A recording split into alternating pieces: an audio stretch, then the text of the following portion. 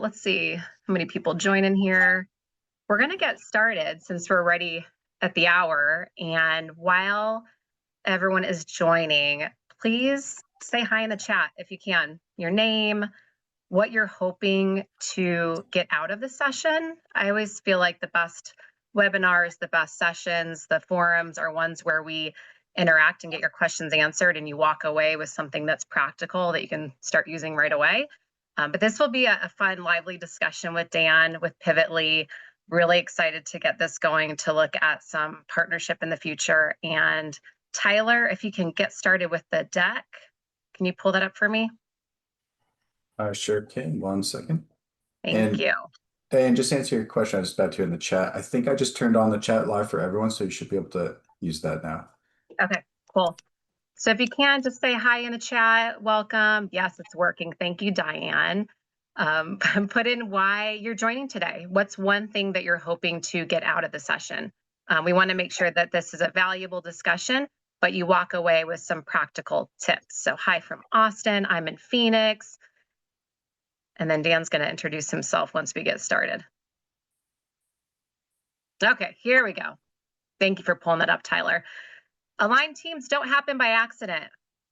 If y'all can react to this one, give me a thumbs up if you agree. Aligned teams don't happen by accident. Any thumbs up there? I'll do one. Just to do the physical one. Yeah, because I'm old and I don't know where the there it is. Yeah. This is such a timely topic because I've worked with a lot of development teams, a lot of teams even outside of dev, where you join a team and you don't talk about the norms, right? You just dive in, you do the work, it's go, go, go. And so Dan and I are partnering today to talk about this really strong topic and why it's important out there in the workforce. And so my name is Gina Goolsby. I'm with tagLeaders. We help develop individuals into leaders that are confident and capable, especially with today's changing landscape. Dan, introduce yourself. Yeah, hi everybody. I'm Dan. I'm the CEO and founder of Pivotly. Just a brief background. I think maybe some of you have seen me speak at some conferences around the country. My background is like a long tenured IT career, implementing the biggest of the big systems: SAP, Oracle E-Business Suite, Workday engineering systems, finance systems, warranty, like Salesforce and e-commerce. And I did that for a long time. I eventually went to a company where I became the CIO, and I was observing that I'd say less and less we are deploying monolithic solutions. Like it's becoming less common to deploy single systems that work across every function within a business. And as technology is accelerating with AI, I think that combines with like even more solutions will be coming, and integration is such a problem. It was always just the long pole in the tent, you might say, or the constraint on how fast we could adopt new technology and how fast we could transform the business. And I had a different vision on how I thought that should work, right? I had actually seen companies solve those problems by repeating a technical pattern that really didn't have a good toolkit for it. So I left that position as a CIO to launch Pivotly, which is focused on that. And we're seeing great opportunities in the AI space as we're learning what works really well for our customers. And that brings me here to talk to you today. Thanks, Dan. And we met at one of your talks, so I appreciate you coming on to this forum and having this discussion. So if you want to get to the next slide, we, as you know, are covering team norms, and they're not just fluffy team building ideas. They're really agreed upon behaviors that guide how we work, not just what we do. And so through this conversation today, goal here is to share stories. So I'm going to ask Dan questions. I want to hear his stories and lessons learned. And then I'd love to share some practical approaches that you can take either individually with your teams, collectively within your organization, and then we'll talk about next steps. So my first question, Dan, for you is, what does team alignment mean to you? Yeah, so I think back on my journey, and I'll share some more stories in a minute after I, it's kind of lead off with what I think aligned teams means. I had moments in my career where I thought I was on a high performing team and we were getting a lot done. Then there was a moment, and this is really a transformative moment for me in my career where, I thought I was the big deal, what is it again? Ron Burgundy, I thought it was kind of a big deal. And, I went from a project that was, I had about a $4 to $5 million a year run rate to a project that was a $60 million a year run rate implementing Oracle E-Business Suite. And we had great leadership at multiple levels in the company. And, at the CIO level, we had great sponsorship, and we had great collaboration with the business. And then we brought in a leader that had worked for, big companies and been a CIO himself to run this big program. And really, that's where I learned what aligned teams look like. And then I carried that forward and repeated that process, in future roles. But if I was to describe what it looks like a vision that's shared and understood by everybody. Sometimes that could be a clear objective. Looks like clear accountabilities. I'll probably reference this a few times, but I coach high school football and I like football references, but it's like, and I'm on the offensive side of the ball. And so I know I do that all the time, but like, I use that side of reference, but accountability to me, like I know who I'm blocking and it's the right person, right? I have my guy, right? And then coordination and collaboration. Like, do we know how we work together? And that's a big part. And I think culture actually spans all of those things, right? But so to sum it up, that's a little bit of a long answer, but I would say, three things, vision, accountability, and how do you work together, or collaboration, coordination. And with that, was it unspoken or assumed those norms? Or you just kind of got lucky? Sometimes people get lucky and they have the right players in the right spots. Or did you talk about it? Was it an intentional discussion and co-creation of, hey, Dan, how do you like to communicate? Like how do you like to get acknowledged, right? Like, was it intentional or more unintentional? And it just happened to work out. It's funny. It's funny. I hadn't even thought of this until right this moment. It was super intentional, and and where it wasn't super intentional, it broke, and it caused a lot of pain. You know what I mean? Like, and then I think that some people would roll into the project and they would observe things, and maybe some of the higher EQ people didn't need to be explicitly communicated to, but generally people would get, they would trip over something and get lit up, for something that was kind of out of line. And I had to do that as the leader, as I started to practice some of these principles and stuff like that. But, like we would have situations where, for those of you and somebody, Justin, welcome to the call. You're at PwC, and if you're at PwC, you understand that these ERP programs are so large and they're so risky to enterprises that they have to be audited to protect the stakeholders before a go live. And if you're not familiar with what that means, imagine that you're taking a business live across all functions: manufacturing, procurement, sales order capture, invoicing, all the way to actual, record to report, right? Imagine you're taking, a business live, and that business does, let's say the piece of the business that you're implementing all in one shot does $2 billion a year in revenue, right? So if any one of those pieces breaks, like, you shut the business down, right? And so, you often audit those programs to make sure that they've done their due diligence, that they're ready to go live before you go live. But it's a way that you protect the stakeholders, or the stockholders even, from mismanagement, right?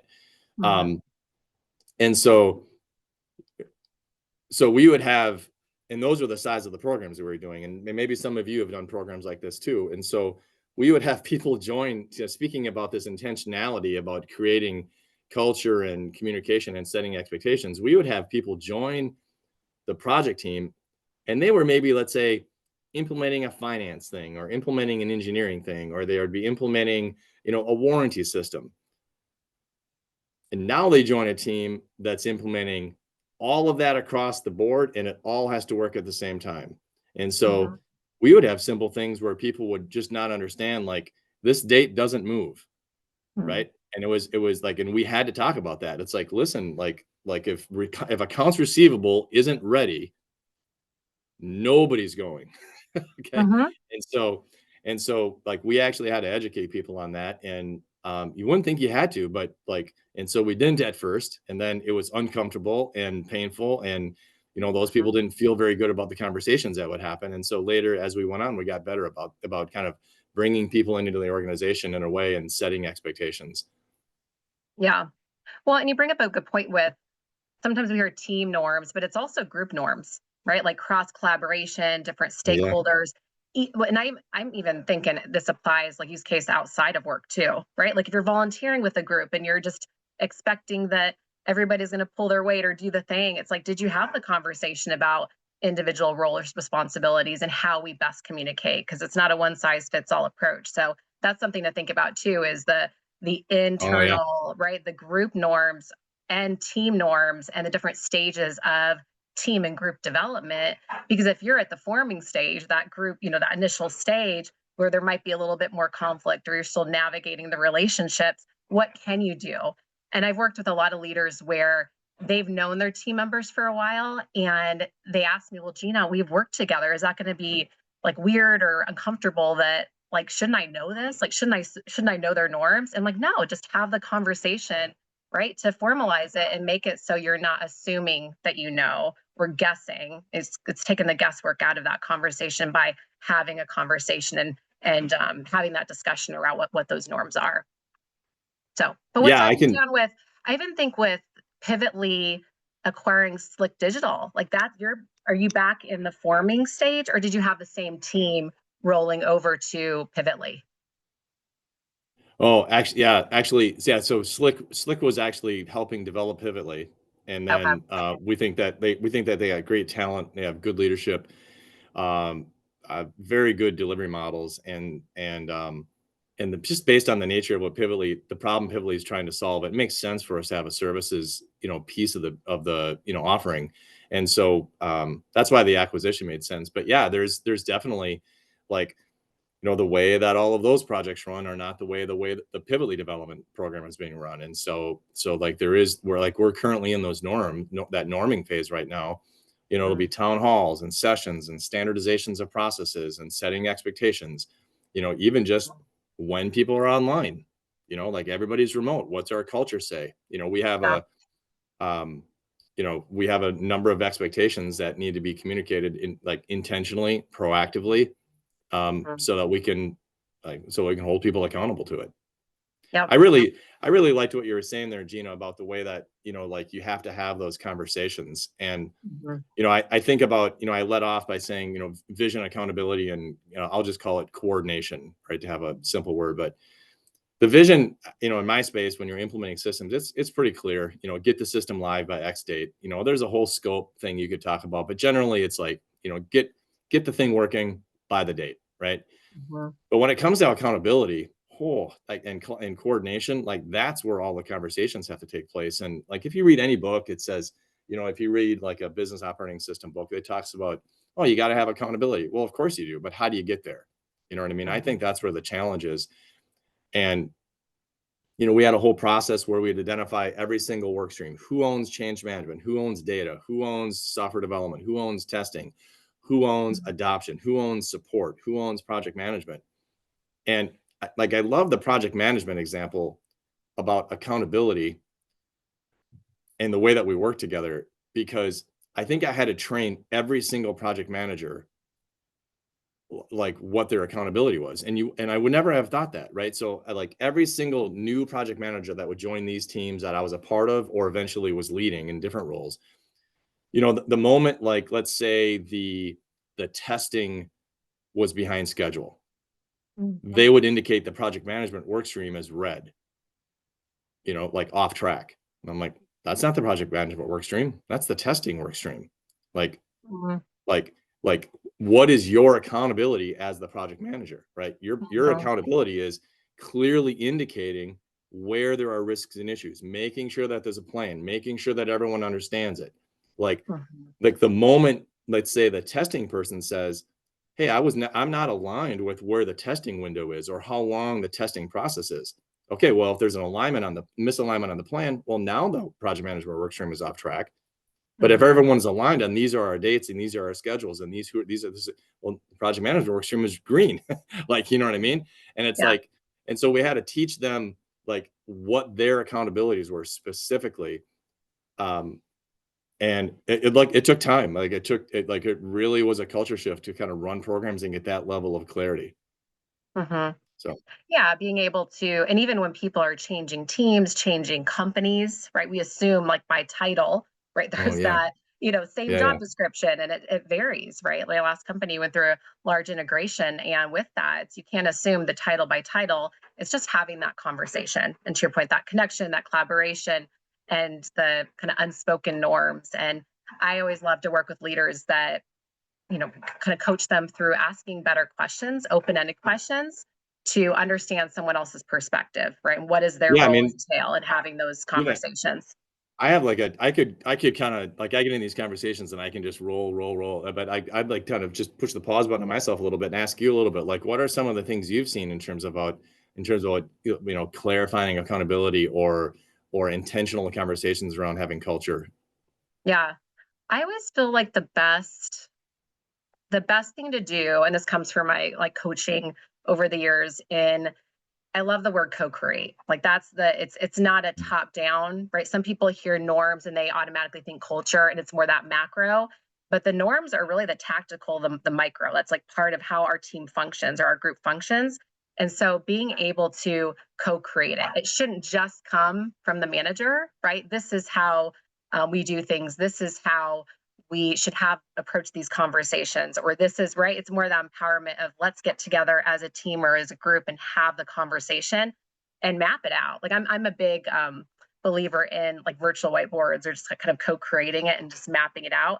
Some teams that I've worked with, they are still getting to know one another and they don't want to put their name on it yet, and so you can hide that, you can keep it Mhm. anonymous, but the best teams are just vulnerable to share.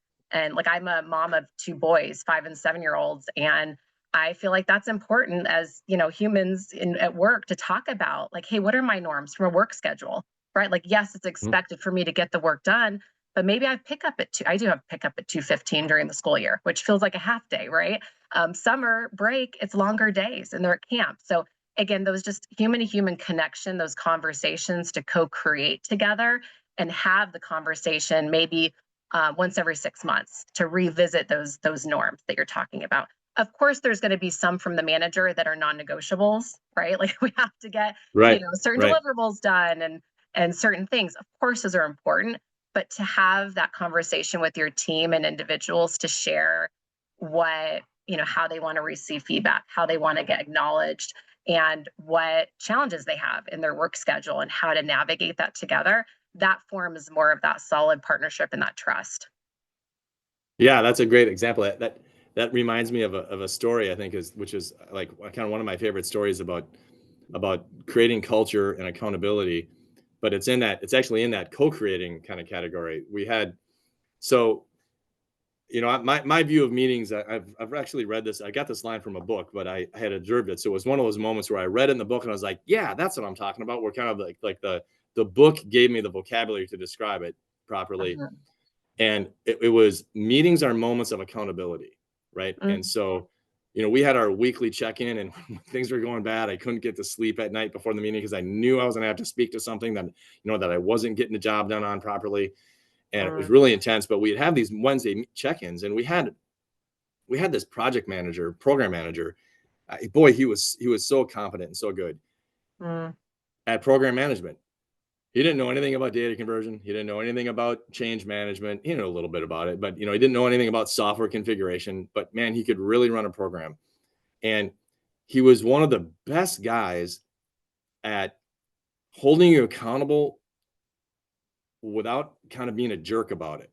You know, mm, And he had a really good way of coming alongside you and walking with you when you were obviously behind schedule, right? mhm, And so and And the way that we ran our meetings was we ran to the red, right? Any area on the scorecard or the dashboard that was red, that we talked about first. And you had to have a risk. And so we would talk about what's the risk, what's the problem, what's the mitigation. That was our culture for, for accountability.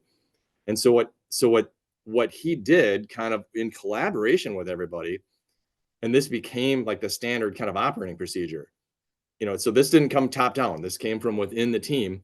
He would go to people and he would say, by looking at your metrics, Dan or whoever, you're red. I just want you to know that this is going to be brought up tomorrow in the check-in. Are you prepared to speak to it? And then if you'd say, oh, no, I didn't even know I was red because I'm looking at too many things. Thanks for doing a great job on a project. I'll have to go talk to my team. This at one point, I think this particular project had like over 750 people on it, like doing one thing. Right. Wow. And so as a leader, you might have, I think my part of that at one point was like over 200. And so, yeah, I mean, if there was a piece of something that and my leaders weren't in those meetings, I was in those meetings. And so I was like, hey, great job. Thanks for highlighting that for me. I'll go get to the bottom of it. Right. And I thought that was and so kind of the procedure became the project manager was accountable for making sure that you knew you were red and that you were going to have to speak to something, and then making sure that everything was cohesive, and then what's your mitigation plan. And so yeah, he did an incredible job on that. But that was a great example of how the culture and the collaboration was kind of co-created through like intentional conversations. I love that story. Thank you. What about you all out there? What questions or what are some moments of like aha moments? I love hearing like aha moments for people as they're leading teams or as they're joining new groups or what have you when it comes to team norms. So questions or moments that you want to share. These are always great forums to even learn from one another too, because there's some great expertise out there, I'm sure. So just share it in the chat while we continue to talk, and I'll monitor the chat. And apologize, my dog this time of day always wants to go out. So if you hear him bothering me down here, I've tried just to pet him to make sure he's calm, so I don't have to let him out just yet. But anyways, let's see what else.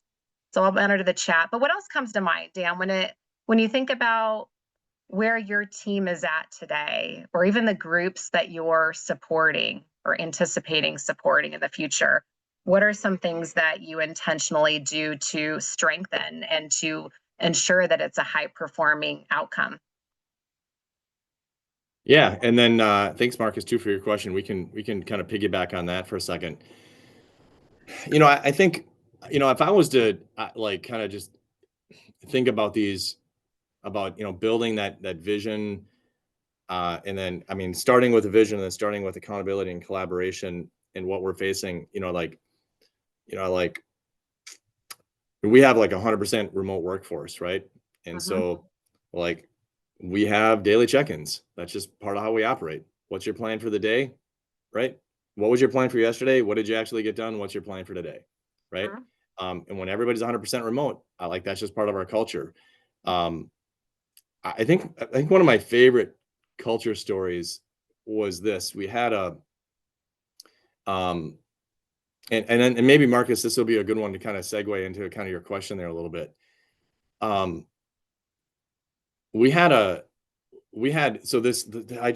kind of was off of this big program we were on, but it was I saw this repeated across all of them. But on that same program, at one point, like we had to do, like, anytime you do an SAP or an Oracle, you have to go build reports, you have to like do integrations between systems. And that was one of the work streams I was responsible for. And we had identified like 660 different reports or integrations or custom screens that we needed to make. It's not really an unusual number. I think big enterprises often have thousands of those things, but to get this initial thing across the line, it was 600 of them, 660. And the poor project manager put up a slide and he had them categorized, and the total was like 660. But if you added up the little pieces, like the reports and the screens and the integrations and whatever else, the workflows, it added up to like 558. Okay. Wow. So the total said 660.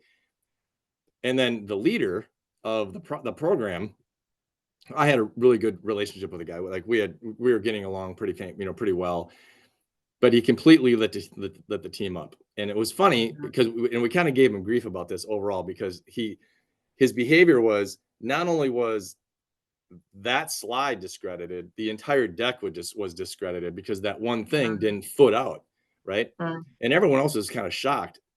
But I was actually it was a moment where I was able to maintain curiosity. And after the meeting, I just walked into his office, and a little part of that was because like we were getting along so well. And I'm just like, hey boss, like, what was that about? Like, we have like 660 of these things to deliver. You know what I mean? If it's like 558 or 662, like what's like, what does it matter? You know what I Yeah. mean? And his response was just so, like, to me, profound. He just kind of said, it's just sloppy. You know, it's just sloppy, you know? And it's like, and I thought, oh, that's kind of like what we say at football, you get what you tolerate, right? And so, you know, like we expect the numbers to be tight, because if the numbers aren't tight, we don't know that you actually know the right number. You know, what if it's 690 because you missed something, right? You know, who's responsible for those two that are missing?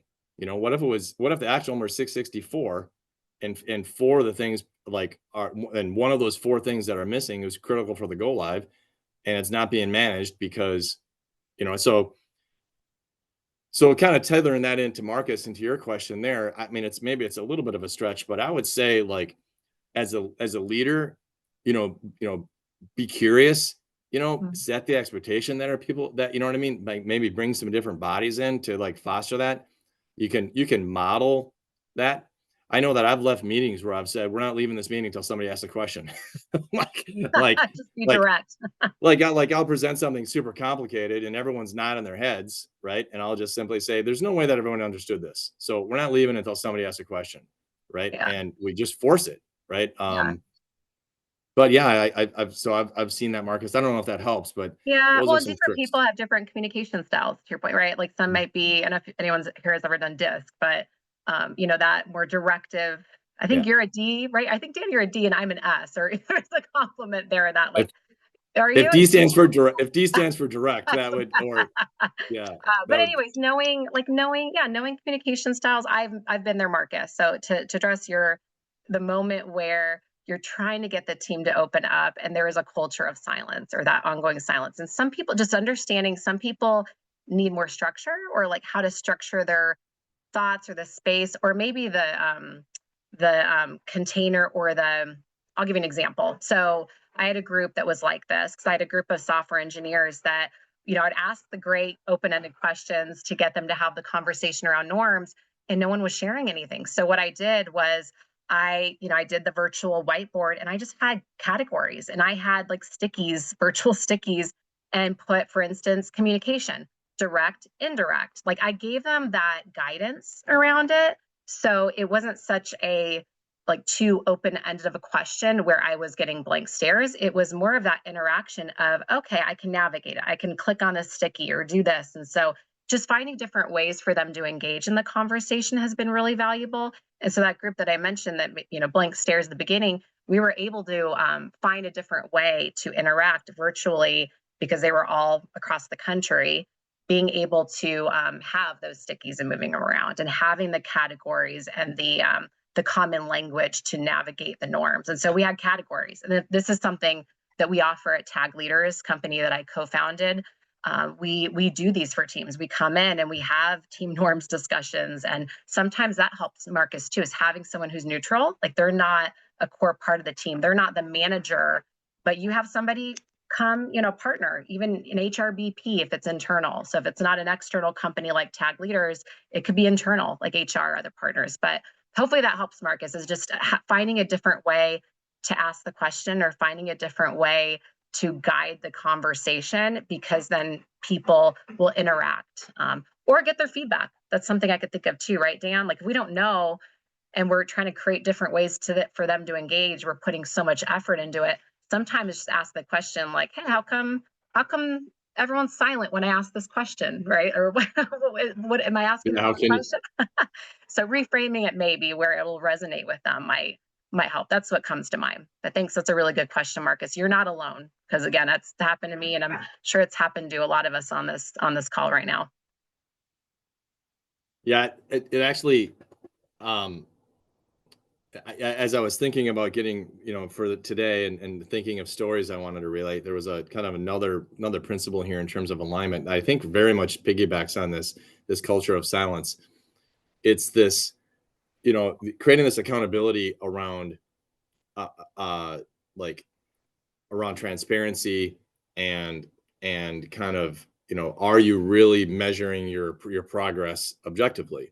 And it was kind of another culture moment we had, but we would go into projects and like they'd show the scorecard and everything was green, right? And one of the ways that we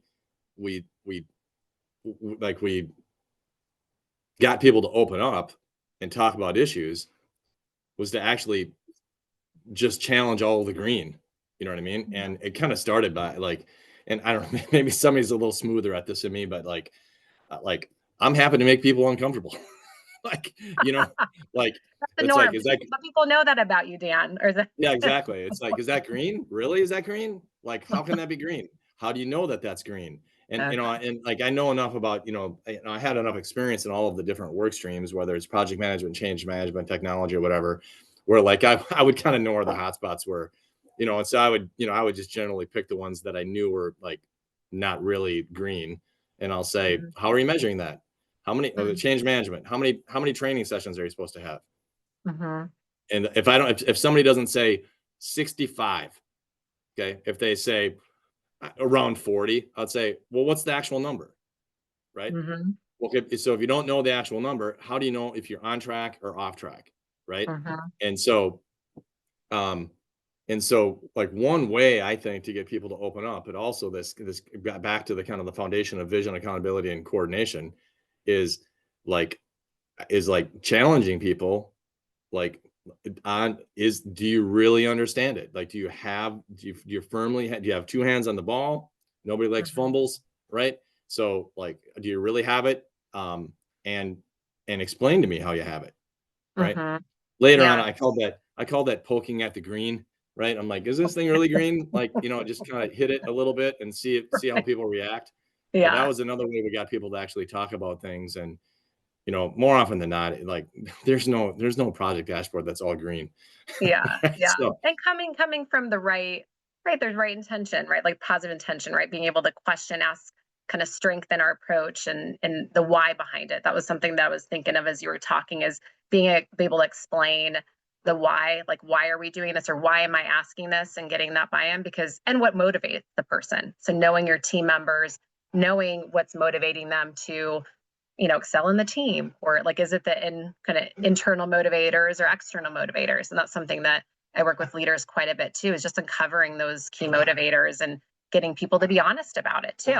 Because some people want the promotion, and others are like, hey, I love what I'm doing and I want to stay put. I want to be a subject matter in my field.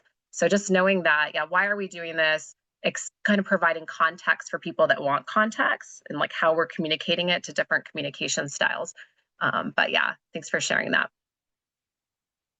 very good. All right. What other, I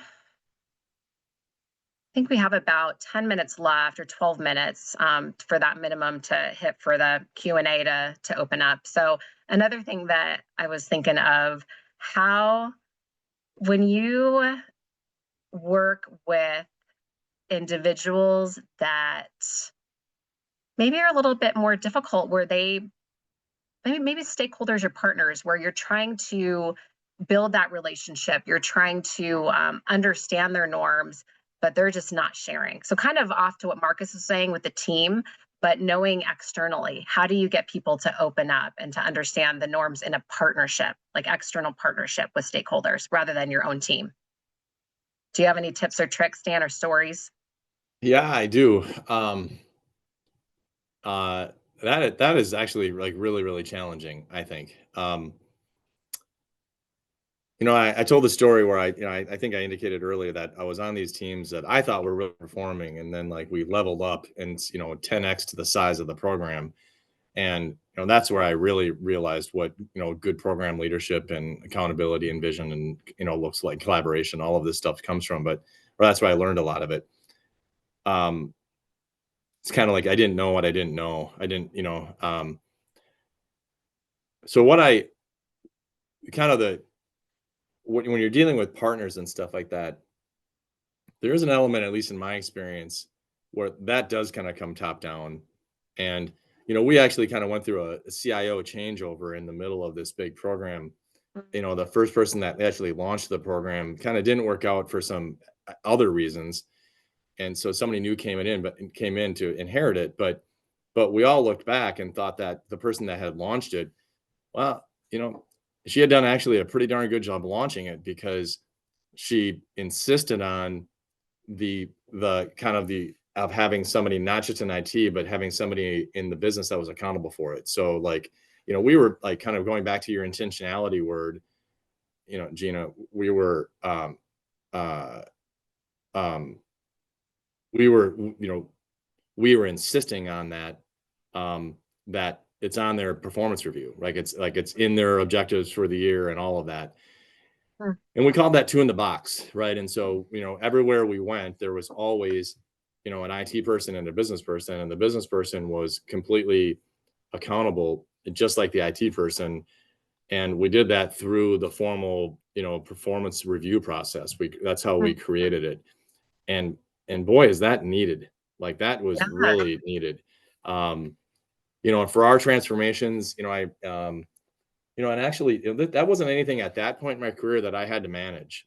But I got the benefit of observing some people that were really effective at setting up programs, get that set up, and then later I was able to kind of practice those same principles and articulate like the criticality of it and why it's important.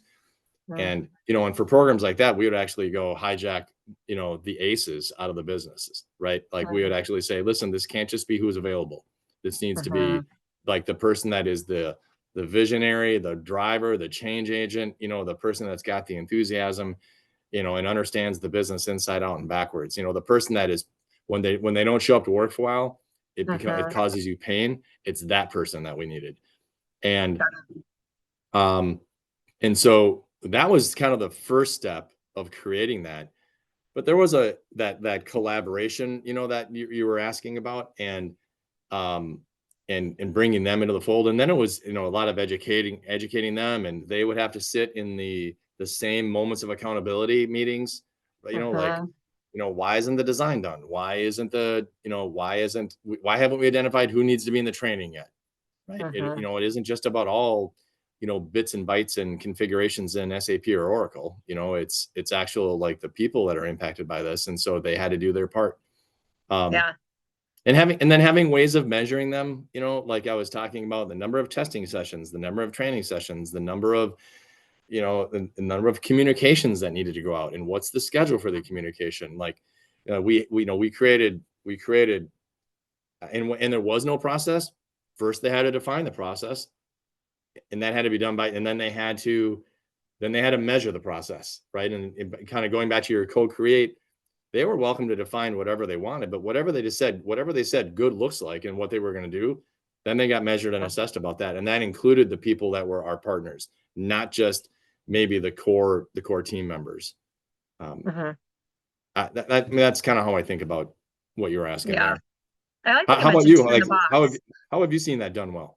Yeah, well, when you mentioned two in the box, that was something that, and I've seen a lot of strong teams do, because it's that cross collaboration that you kind of, maybe the individuals that wouldn't traditionally be in that lane or that area, you have that backup or that person, and it stretches skills too. So it's great for individuals that want stretch opportunities to strengthen specific areas or skills that they're translatable to their role. But yeah, two in the box, I've definitely heard that one. I think with external partnerships, it takes time, right? It's not as, I think about even with tagLeaders, as we're growing, we're building leadership development programs for companies. And it's through time that you build a relationship, just as you and I, meeting at a conference, and we're, as we're planning for this, getting to know one another's style, right? And how often are we going to meet? So it just takes time. I think it's less, you don't do it the first, obviously, you don't do it the first meeting. So if you saw me pull up a digital, whiteboard at the beginning, it might turn you off. You're like, wait, she's being too formal here. We're just still kind of feeling it out. So it's you want to give it time. That's my big, time to breathe. You get to know, you ask questions, you lean into curiosity to build that relationship, and you're getting to know communication styles. When you start to put together the statement of work and the deliverables, I think that's the best time to look at how are we engaging as a partnership and how often do we want to meet? If something's off the rails, do you want me to text you? Do you want me to call you? I think that's where I've like the rubber meets the road, as the saying goes. I think that's really the part to maybe formalize it a little bit more, but not at the Yeah. very beginning. Unless you wanted me to do that when we first met, Dan, I could have pulled up my my norms template, Well, but you probably would have been like, oh man, she's just a little too much. But yeah, I think if you try to, I think if you go back to one of your points you had earlier, if you try to formalize too much too soon and all top down, you lack you sacrifice the moment to create ownership in the creation of the culture and creation of the norms, right? And Yeah. so, I think when if the leader starts with like vision and accountability, and you reinforce their behaviors, the culture that you want, right? I think letting the rest of it develop is actually largely healthy, but but the team will get there by holding them accountable and by modeling the culture that you expect. Yeah, I agree on that. It's a good way to transition to the next part. So Taylor's gonna pull up a slide here and just the big takeaways and the themes from our conversation. And again, this is where we'd love interaction from y'all too in the chat. Is what's something that stood out to you? Like maybe it was common phrases that you heard, or a question that you're still sitting with, and I encourage you to put that in the chat and we can answer it. But we really, Dan, as we were planning this, him and I really wanted this to be more of a storytelling, more conversational. I don't know about you all, but I've attended plenty of webinars, plenty of sessions, and sometimes just it's nice to hear these more dialogue back and forth, and rather than formal, heavy deck presentations. Because I remember my days at my last company where we were constantly looking at presentations. So we wanted to keep this conversational, real, it's our style, and answer any questions you have. But I'd say my big takeaway, I think, you mentioned collaboration, Dan. That's something that how we describe the words, how we describe the things that are important to us, it's important. Because I think we hear a lot of the buzzwords too, like collaboration, connection, intentionality, the things in our own companies, our own organizations. And my big takeaway is to do a better job being intentional about asking more questions about how people define things, right? Even with feedback or how we communicate. That's something that I've taken away just hearing you talk. But of course, intentionality is something that stands out to me too. What about you? What's something that you're taking away from our conversation? Yeah, you and I had even gotten together a couple of times on this topic here before we hosted today, but and this hadn't struck me until you asked the question about you were talking about co-creating, and I was reflecting back and I was like, yeah, a lot of that was actually co-created. We had really strong leadership, but a lot of that was co-created. I think that the leader set the foundation of the platform, but a lot of that happened natively, but also intentionally. You know what I mean? I'm staying with the word organically because it just didn't happen. Okay. But a lot of that actually wasn't top down. It was more like, okay, well, this is what we're going to be held accountable to. How can we do this effectively? So yeah, that really kind of popped for me today. Yeah, thanks for sharing that. What about you all? Any little nuggets that you're taking away? Maybe it's even acknowledgement that, hey, I'm doing a good job with already how I'm approaching the norms, or even with Marcus, when you mentioned out there, the comment or question, something that you're taking away. But any key takeaways that you want to share in the chat would be great. But it's good to understand team alignment, what it truly means, and then being able to take it to action. I'm all about that in my coaching and my training sessions. It's not just we talk about it and we have the conversation. That's great. You can have those aha moments, but really the action forward. So that's why we wanted to end in this slide is what are the key takeaways and what are some practical things that you're thinking about that you can incorporate with your teams or even the groups that you're interacting with, if it's more indirect groups. So next slide, as we're looking at your takeaways in the chat here. If you want to go deeper, if you want to have conversations, you can reach out to me directly. I'll put this in the chat, Gina@tagleaders.com. You can book a just exploratory session to discuss all things talent development, if it's team alignment that you're focused on or other. We focus a lot on emotional agility, difficult conversations, some of the hot topics out there from a leader and team perspective.